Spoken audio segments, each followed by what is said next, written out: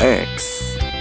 Yang biasa kita kenal yaitu sebuah alat untuk menghapus tulisan di buku atau sekedar untuk coret-coret. Tapi saya yakin kali ini tidak akan membahas itu.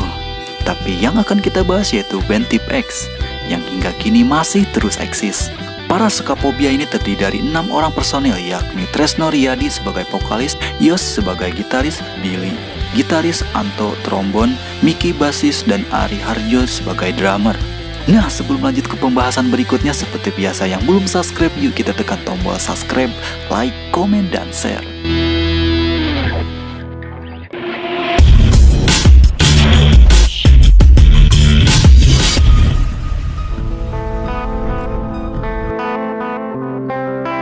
Awal mula terbentuknya band Type X.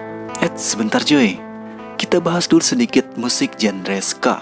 Hitung-hitung biar nambah ilmu, ya gak?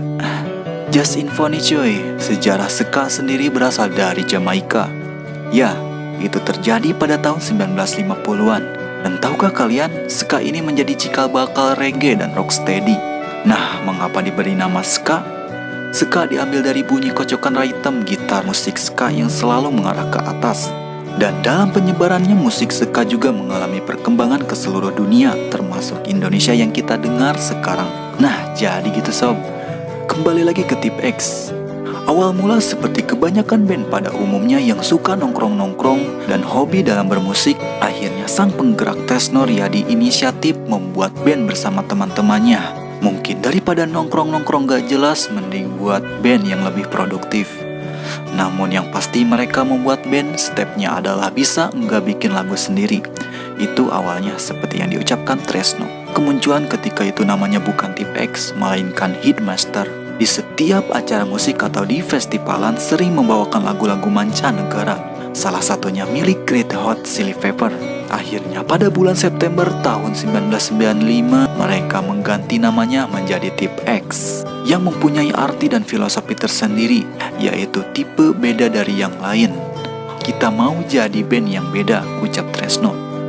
Type X sebenarnya beranggotakan 7 orang, yaitu Andi Toha, pemain saksofon atau trompet yang memutuskan untuk keluar di tahun 2011. Band ini juga sudah 2 kali berganti pemain drum. Awalnya pemain drum diisi oleh Hendro, lalu keluar di tahun 2002. Lalu diisi lagi oleh Aditya Pratama, juga memutuskan keluar di tahun 2008. Setelah itu terakhir diisi oleh Ari Harjo. Seringnya konser di underground, mereka sadar bahwa pada saat pementasan musik yang dibawakan oleh Type X terasa kurang penuh.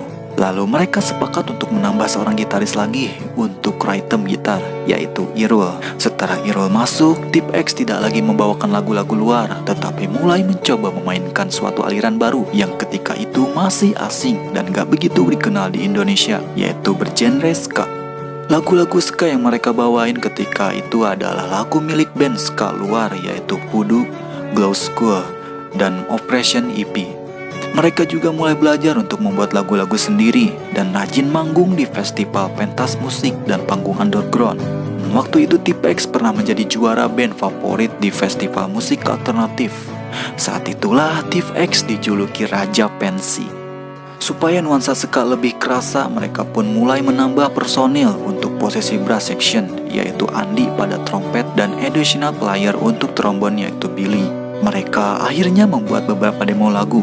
Lalu Type X berinisiatif mengirimkan demo lagu Frustasi ke acara Ekspresi Indosiar dan ditayangkan. Mereka juga mengirimkan demo lagu Bebas Pusing ke acara Indie 8 Radio Prambors dan masuk peringkat 5. Setelah itu tawaran manggung pun semakin banyak. Ketika lagu-lagu ciptaan mereka sudah terekam sekitar 10 lagu, Type X pun mulai mencoba memasukkan demo lagu ke major label. Mereka ingin menawarkan konsep ska versi Type X dan rencananya jika tidak diterima mereka akan menempuh jalan indie label.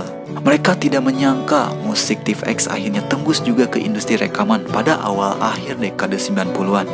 Sampai akhirnya Pops yang dikomandani Dodo Abdullah tertarik dan Type X pun mulai rekaman. Barulah pada tahun 99 mereka berani untuk meluncurkan album perdana dengan judul Skapobia lewat 2 tembang lagu hitsnya berjudul Genit dan Angan. Kedua lagu ini menjadikan Type X semakin dikenal oleh banyak orang. Album mereka ini berhasil terjual hingga 380.000 kopi. Wow. Album kedua mereka berjudul Mereka Tak Pernah Mengerti, dirilis pada tahun 2001 dengan mengeluarkan 10 lagu baru di bawah label Aquarius Musikindo. Album mereka diganjar dengan triple platinum dari hasil penjualan album mereka yang menembus angka 500.000 kopi. Nah, pada album kedua ini Tip X mendapat problem atau masalah internal maupun eksternal. Salah satunya Hendro, drummer, memutuskan untuk hengkang dari Tip X sejak tahun 2002 dan digantikan oleh Aditya. Tak bisa dipungkiri album Skapobia memang dirilis sewaktu dikotomi musik mayor label dan indie begitu lebar. Ada gap yang begitu menganga antara musik yang bernaung di mayor label dan musisi independen yang biasa tampil di acara komunitas bawah tanah kala itu. Tresno masih ingat ketika Tip X mendapat banyak penolakan dari teman-teman mereka sendiri. Banyak cibiran dan asumsi negatif yang mereka terima. Pamflet acara yang menampilkan Tip X dirobek atau ditimpuki ketika mereka sedang tampil.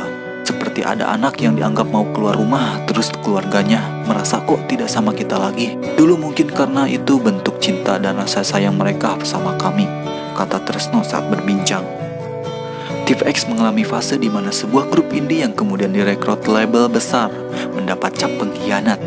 Seperti Superman is Dead yang pernah kita bahas sebelumnya di channel ini, mengalami anggapan serupa ketika bergabung dalam Sony Music Indonesia. Jering punya istilah khusus untuk orang yang menyematkan tuduhan itu kepada Said, polisi punk.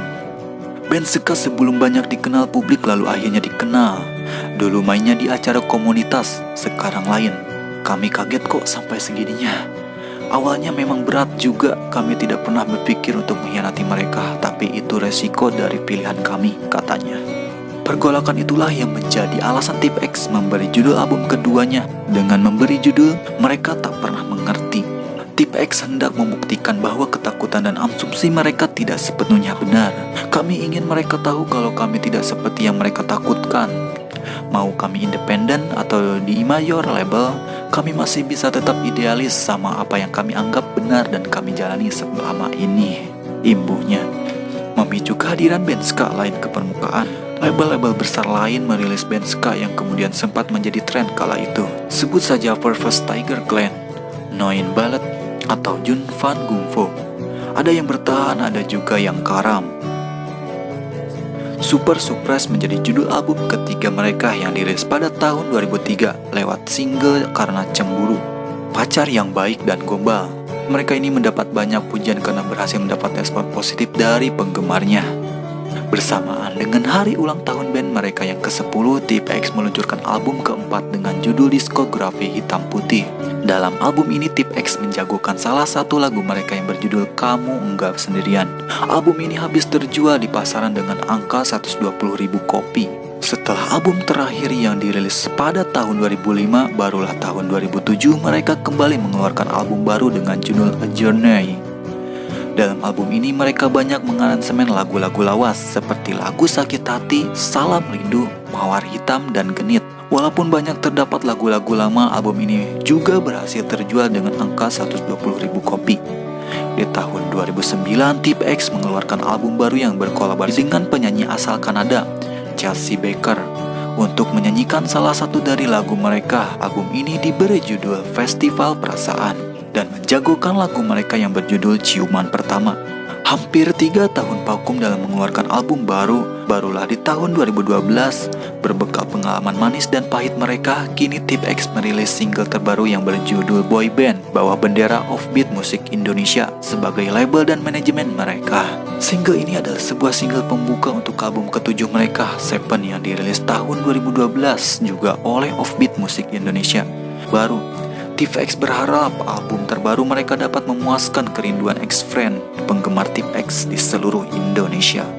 Hal ini memperlihatkan bahwa Tip X selalu update dan inovatif di tengah aliran musik yang belakangan ini banyak band yang beraliran Melayu pop. Selain itu, memberikan pilihan lain kepada masyarakat Indonesia bahwa musik ska dapat dinikmati dan merupakan salah satu genre musik yang masih ada dan eksis di Indonesia. Tresno Yadi masih tak menyangka band yang dulu dia dirikan kurang lebih sudah 22 tahun bertahan. Belum lama rasanya Tresno memulai perjalanan bersama rekannya Tip X. Seperti kisah grup band lain, Tip X membangun karirnya dari nol.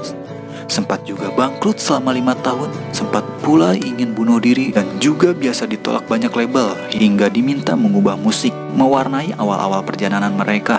Album Skaphobia benar-benar mengubah hidup Type X sebagai sebuah band. Ada pergolakan besar yang mereka alami setelah memutuskan pindah jalur.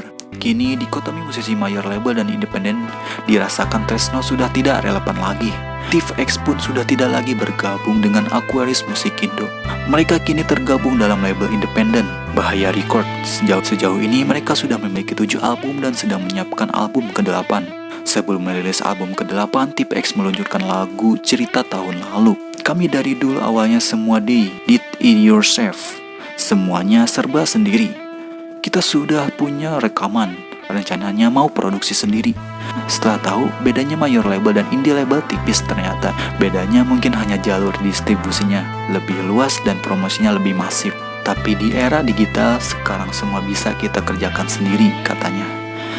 Strategi yang dilakukan Type X cukup berhasil karena penggemar mereka kini beregenerasi. Penggemar mereka sekarang kebanyakan justru para remaja yang masih kecil atau bahkan belum lahir ketika Type X sedang berada di puncak popularitas.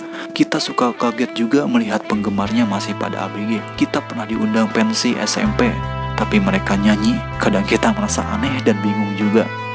Mungkin ini anugerah, artinya mereka mau mendengarkan band yang sudah bukan masa mereka. Berarti lagu kita masuk di usia mereka. Penggemar memang menjadi salah satu alasan Type X untuk bertahan. Tak hanya itu, kecintaan terhadap band ini juga membuat semangat mereka terus menyala. Kami ingin banget tua bareng-bareng. Tugas mereka kini hanyalah bertahan selama mungkin sambil terus membuat karya. Banyak cara untuk mewujudkan itu. Sekarang bagaimana caranya kami punya lagu bagus dan yang bikin orang datang kalau konser. Kemarin kami baru merilis buku. Biasanya aransemen lagu, bikin lagu, manggung. Tapi kali ini kami buka-bukaan di buku. Cerita tentang susahnya berjuang, cerita tentang proses menjalani perjalanan band ini. Para personelnya awalnya mereka diremehkan dan banyak yang belum tahu jenis musik yang mereka mainkan, sehingga berpendapat aneh tentang ska. Tetapi seiring berjalannya waktu, mereka akhirnya meraih kesuksesan dengan menjual ratusan ribu kopi album dan meraih banyak penghargaan bergengsi lainnya. Dalam kurun waktu yang singkat, bertahan lebih dari 2 dekade dan terus menghasilkan karya bukan hal yang mudah. Type X dituntut harus peka terhadap perkembangan. Mereka mencoba terus beradaptasi agar musik mereka tetap terrelevan dengan zaman. Nah, itulah sejarah singkat band Type X. Semoga tetap solid dan bisa up kembali seperti halnya Kangen Band, Raja, dan Ungu yang sudah meramaikan kembali hasanah permusikan Indonesia. Oke, see you. Bye-bye.